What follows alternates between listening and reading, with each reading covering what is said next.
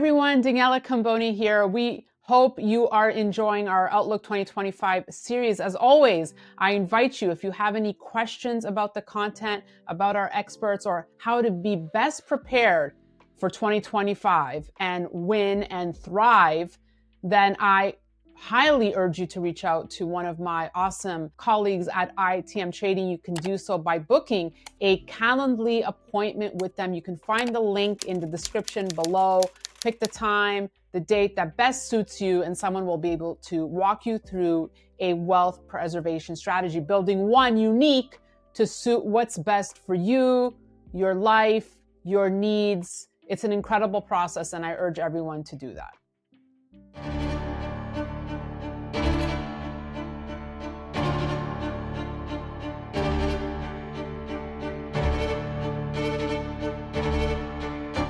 Hi, this is Daniela Cambone, and welcome back to the Daniela Cambone Show here on ITM Trading and to our Outlook 2025 series. Back with me today, Rick Rule of Rule Investment Media, the man who claims he's out of retirement, but he's really not, and never will be probably. Rick, always good to see you. Season's greetings.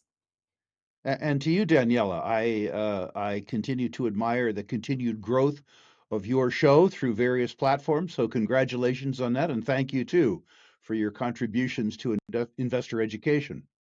I appreciate that. I love what I do. I know you love educating folks as well. And that's why I said I need to have you on for our Outlook 2025 because you've been speaking really to the heart of the matter here. And we're going to get to it because there's a lot of optimism, and I'm happy that people are happy and excited for the change, and they hope that the economy will recover. But you have a few warnings for them. So I want to get to that. But let's start with the latest news. Here's the background. President-elect Donald Trump said Thursday that Congress should get rid of the debt ceiling. This is a day after he came out against the deal reached by congressional lawmakers to fund the government before a shutdown occurs. In a phone interview with NBC, he said getting rid of the debt ceiling entirely would be the smartest thing Congress could do. He would support that entirely. Now, just out, House Minority Leader Hakeem Jeffries rejecting Donald Trump's demand to address the national debt ceiling. How do you see this playing out? How big of an issue is it? And do you agree with President-elect Trump that we should just get rid of it entirely? Well, we've never observed a debt ceiling. I mean, if we actually were going to have a debt ceiling that they observe, that would be a good thing. If what he's suggesting is that the debt ceiling itself is fraud, because after a bunch of procedural wrangling, they avoid it, then I would agree with him. My suspicion is that a debt ceiling is inconvenient for him. He figures it's his turn to prioritize his spending as opposed to democratic spending. At the risk of offending people around the holiday season, I'm bipartisan. I don't like Republican spending, and I don't like Democratic spending. I do feel if what he's saying is that the debt ceiling is artificial and fraudulent, I agree with that. I happen to think it's necessary, but I've observed for my entire adult life them finding procedural ways around the debt ceiling. So there isn't one, despite the fact that it's law.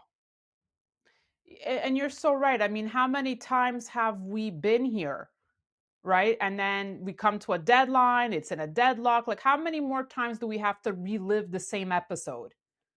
And Daniela, a bigger issue, I think, that Americans pay no attention to is that most of the government debt isn't on balance sheet. The debt ceiling involves $36 trillion owed to bondholders. The Congressional Budget Office, not some cranky old fat libertarian named Rick Rule, the Congressional Budget Office says that the net present value of unfunded government liabilities, that's entitlements, exceeds $100 trillion. That $100 trillion, they acknowledge its existence, isn't even discussed in the debt Why, ceiling why not? because it's fraud. It's absolute fraud. Up till now, Entitlements have been the third rail of American politics. Touch it and you will die. Vote for it today, and you will be out of office before the bill comes due. But Daniela, the bill is coming due. Bill is truly, truly, truly coming through. I honestly do my best every day, as I think you note on social media, I do. at trying to call people's attention to $100 trillion in off-balance sheet liabilities and the impossibility that fairly naive voters who believe that they will receive these benefits will actually receive them. I actually think that those of us who are numerate are committing fraud by causing people to believe that benefits will be there for them when they will not. And more along that train of thought, Rick, of people who will get severely blindsided, you wrote, I think that people would like to believe that Trump will solve the malaise around the American economy. I don't think he can do that. You get elected by making promises to various constituencies. When the bill comes due, it becomes very, very difficult to look after everyone. You have little hope here, Rick? Well, I'm an optimist about the American economy. Despite our government and despite our differences as people, we still have a culture where 5 or 6 kids can take over a garage in Sunnyvale, California, and out pops Google. I mean, we're astonishing in that our individual creativity, our individual tenacity can fund our collective stupidity. It's just that our collective stupidity is beginning to win. The arithmetic around our collective debts is too high. I think I know the way out of it, Daniela, and it's truly ugly. We'll fiddle around the edges. In Social Security, as an example, we will raise the eligibility year. It'll be a fight, but it'll happen. We will also remove the cap on contributions so that old, fat, rich guys like me, rather than having their income cap at $160,000, will have it unlimited. At the same time that we means test the benefit, which means that the theft from people like me will become overt as opposed to covert. But none of that's enough. What we will ultimately do is solve the problem, if that's the right phrase, Mm-hmm. by devaluing the US dollar enough that the net present value of the obligation is removed. That is to say, some old codger who has been promised $4,000 a month by Social Security will Right. continue to get it, but the $4,000 will buy what $600 or $700 used to do. We faced this in the 1970s, Daniela. The marginal tax rate was at 70%, but government debt, government obligations were still unserviceable.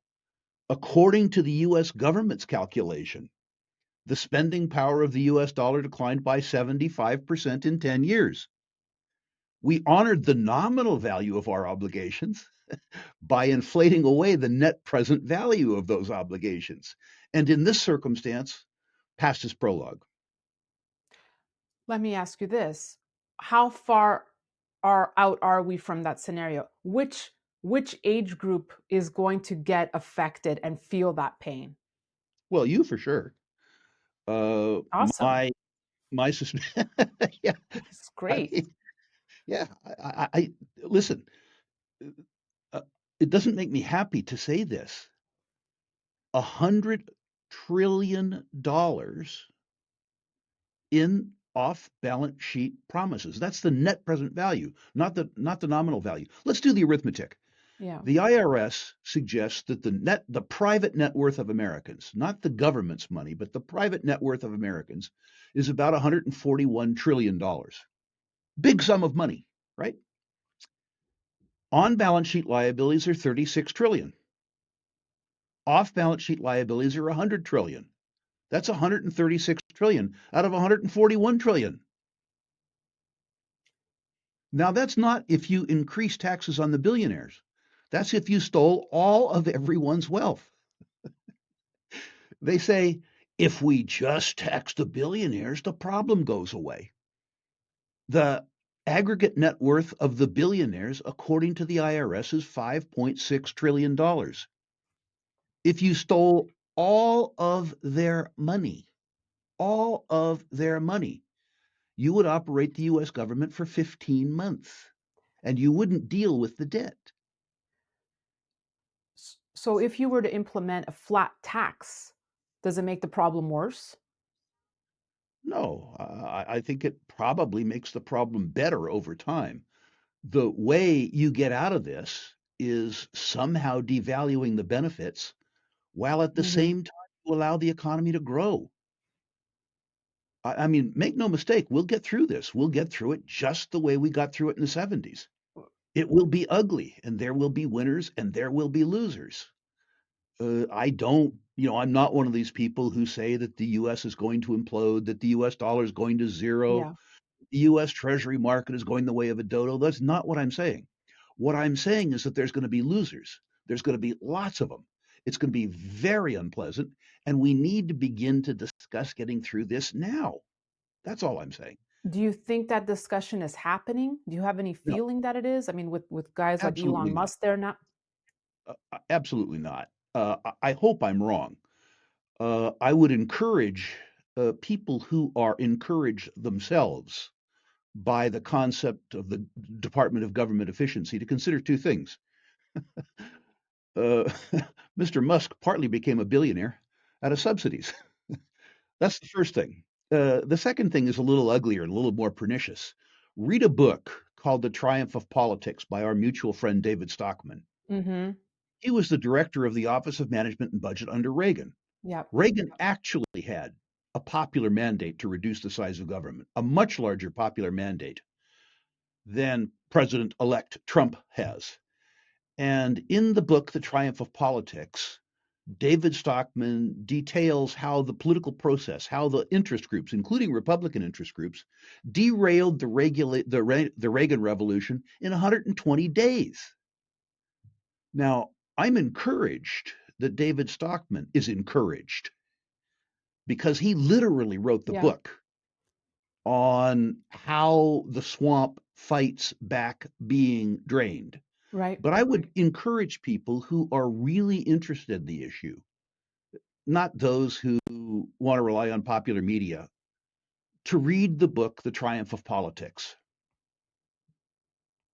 Agreed. 1,000%. And along those lines, want to bring up a tweet from our mutual friend Frank Justra, where you say Frank is exactly correct. Where Frank says Musk will fail to persuade Congress to give up its power of the purse, but Congress will enact Trump's tax cuts. The net result will be a growing U.S. budget deficit, which at 6.4% of GDP in 2024 is already very, very high. The only problem with Frank's comment is that he didn't mention the growth in the off balance sheet debt. In other words, Frank seriously understated the problem.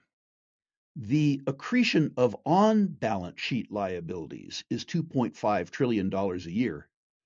The accretion of off balance sheet liabilities is also $2.5 trillion a year. I was going to say the elephant in the room. That's wrong. The blue whale in the room is the off balance sheet liabilities, which are 3 times the size of the official sector government debt.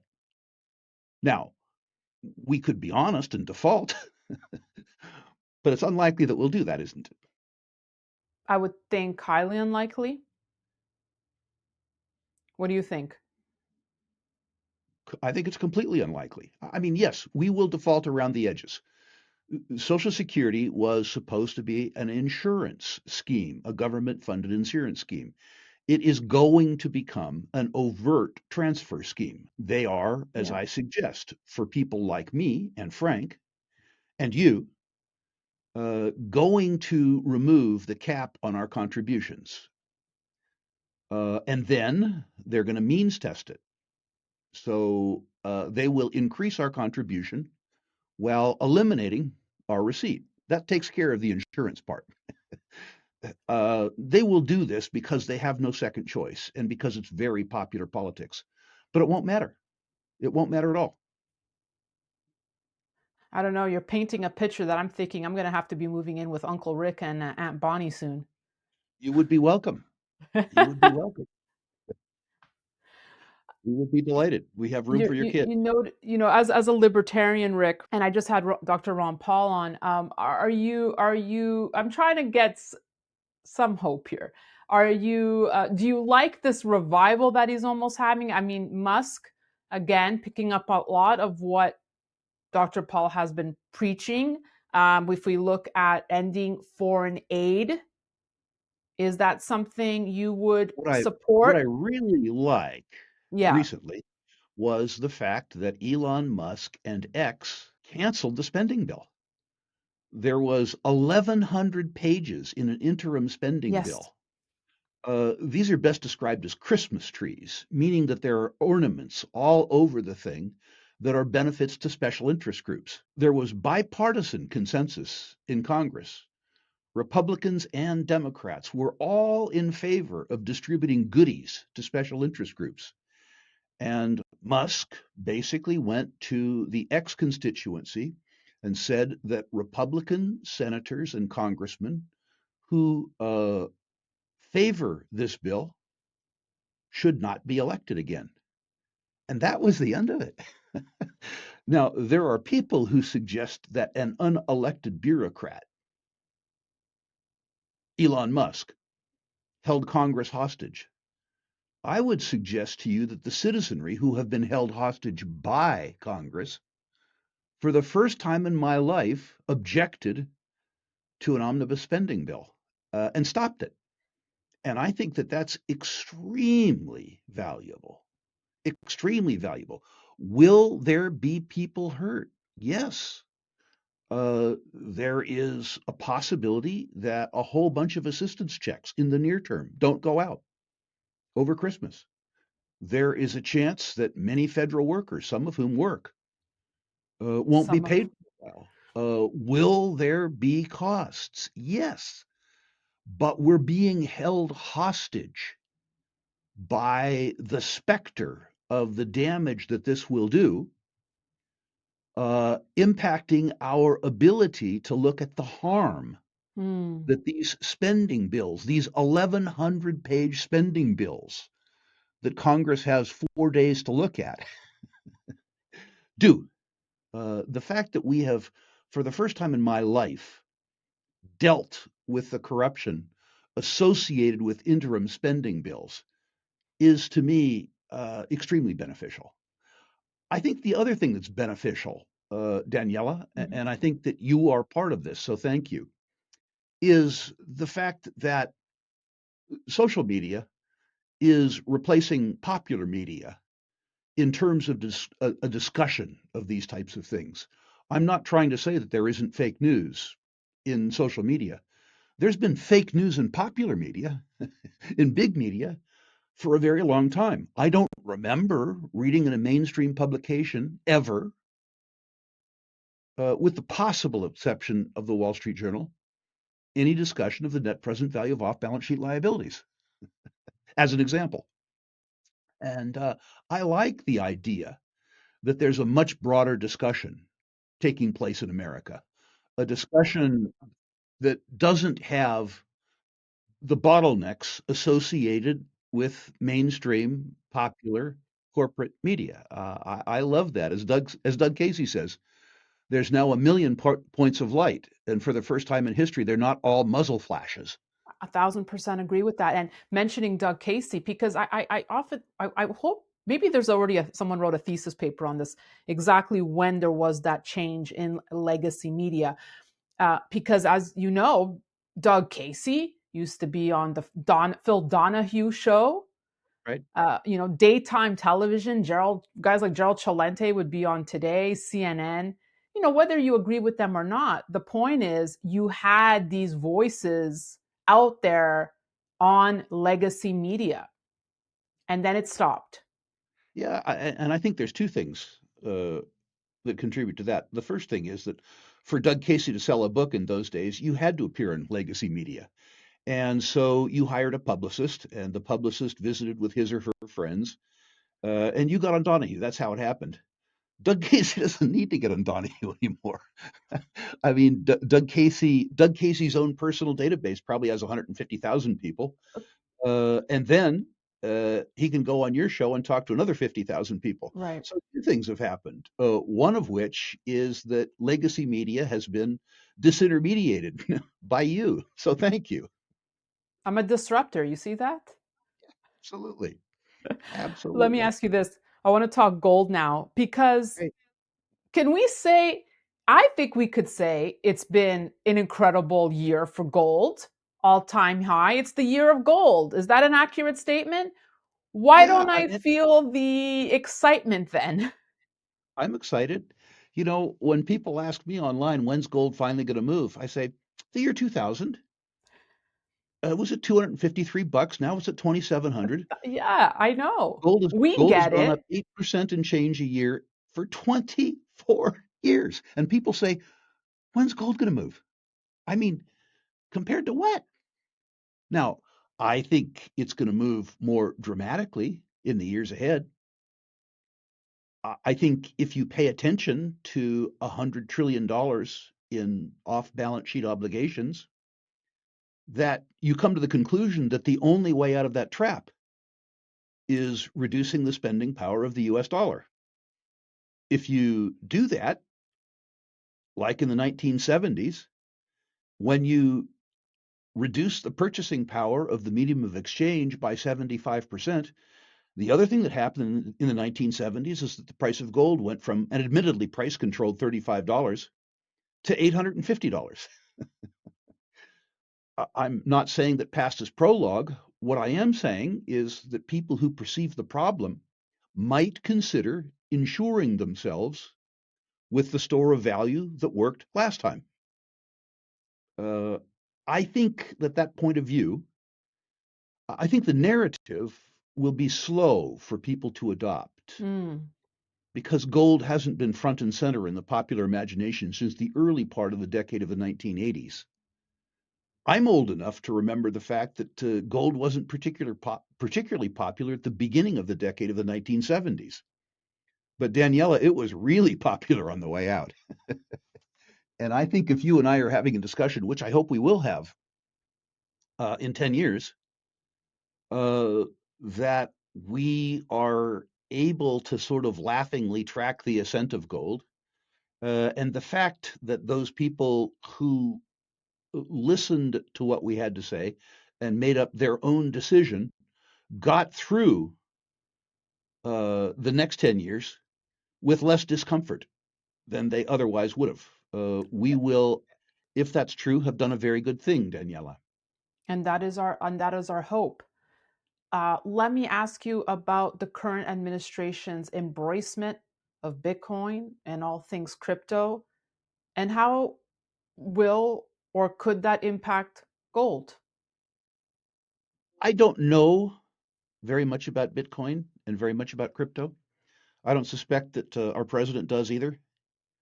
I suspect that his embrace of crypto was partly transactional. Hmm. Uh, Elections are everywhere and always advanced auctions of stolen property, whether your team wins or not.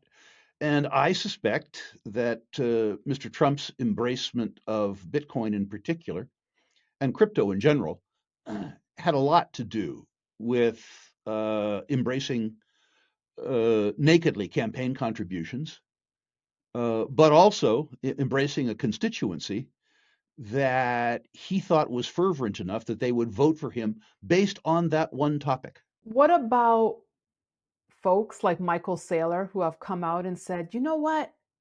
You know all that gold the US has? Maybe it's time it's swapped out for Bitcoin. As a gold guy, Rick, does that concern you at all? The sense that here's a very powerful figure, Michael Saylor.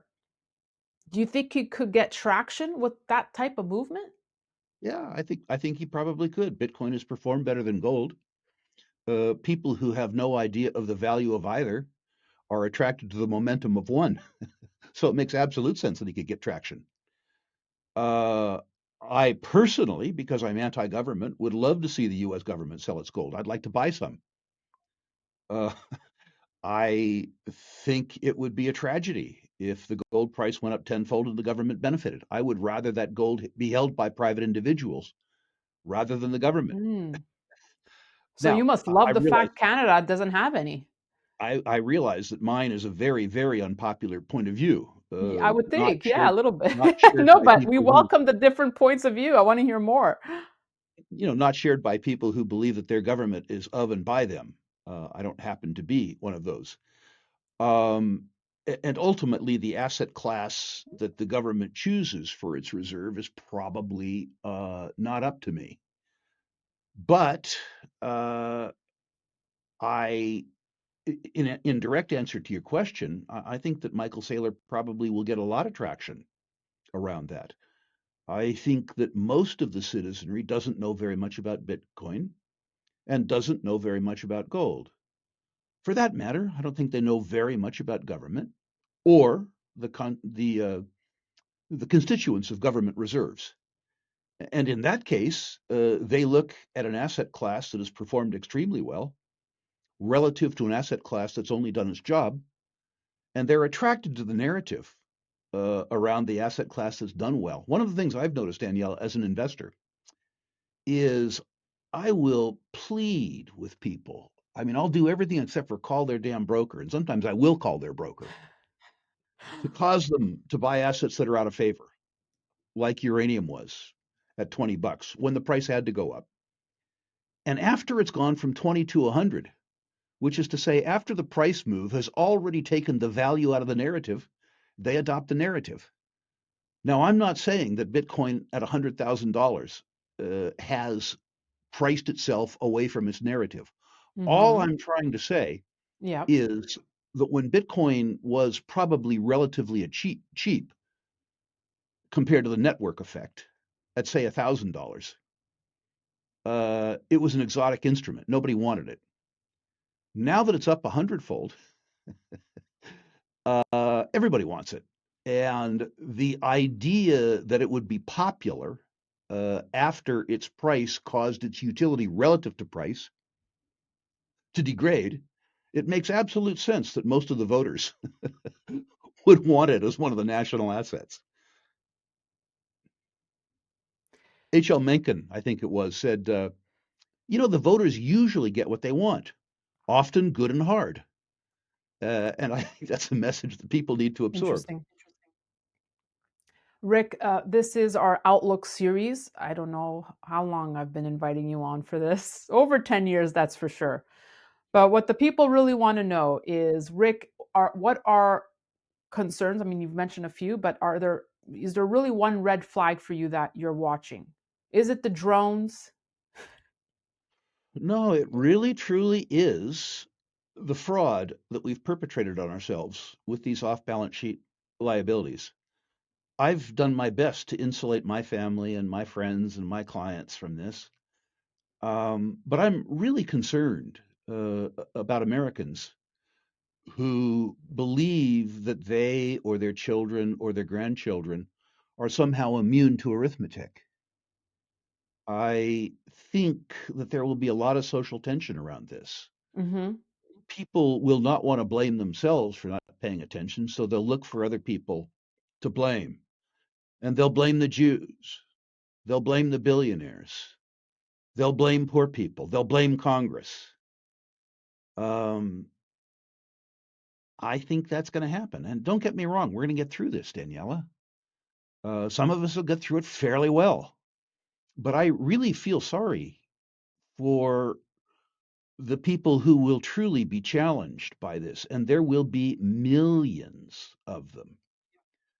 I hope that people understand that their financial future is up to them. I hope that people learn more about investing.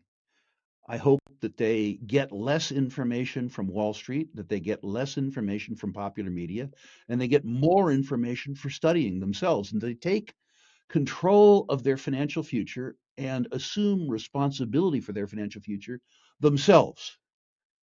Uh, that would be a lovely circumstance. I'm afraid that circumstances will force that over time, but probably not in time for millions and millions of our fellow Americans. Absolutely. I could not have said it better, Rick. Um, I guess on a slightly lighter note, as you know, I'm back home in Canada for the holidays, and I swear the first person I thought of when I saw the news of Chrystia Freeland resigning was Rick Rule, because you love corresponding with her and pointing out how wrong she has been repeatedly. Um, any thoughts on her resignation, and could we see a change here soon in Canada? What's your gut feeling?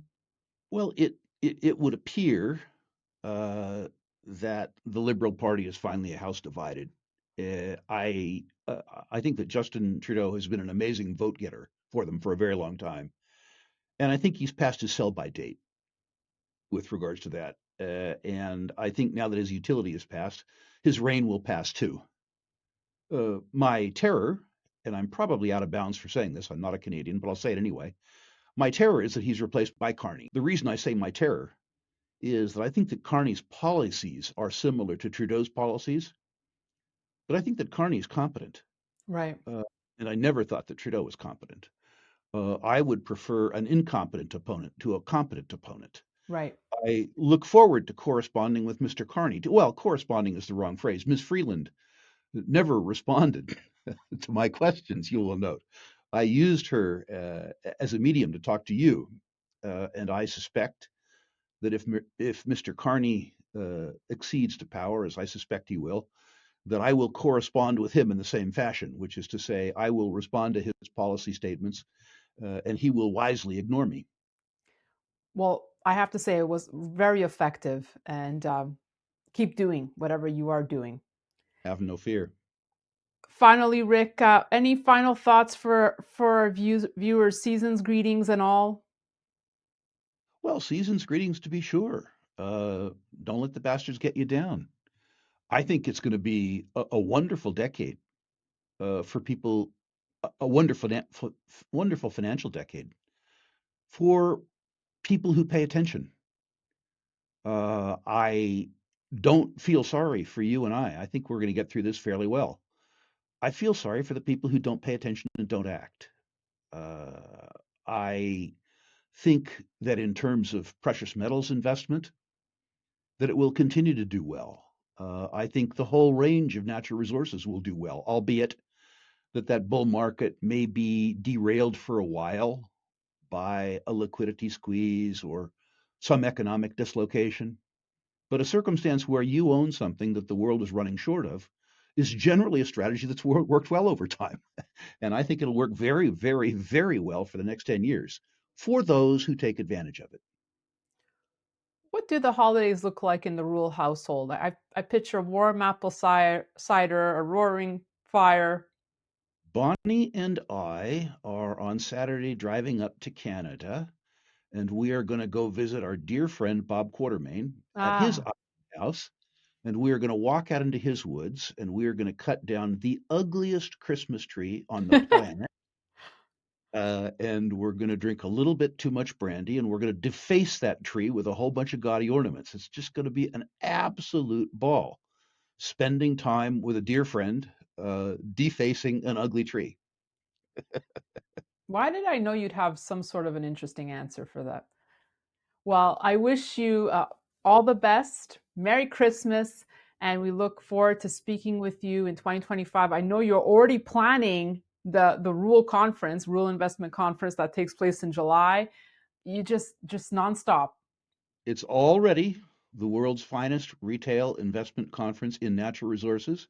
No doubt. We've operated it for 28 years. It gets a little better every year, thanks to you. And we look forward to just knocking the lights out of it this year. Yep. Well, I saw the roster. You already got some very Yep, big names lined up. another big So, one coming. So yeah, stay tuned. nice. Well, we look forward to it.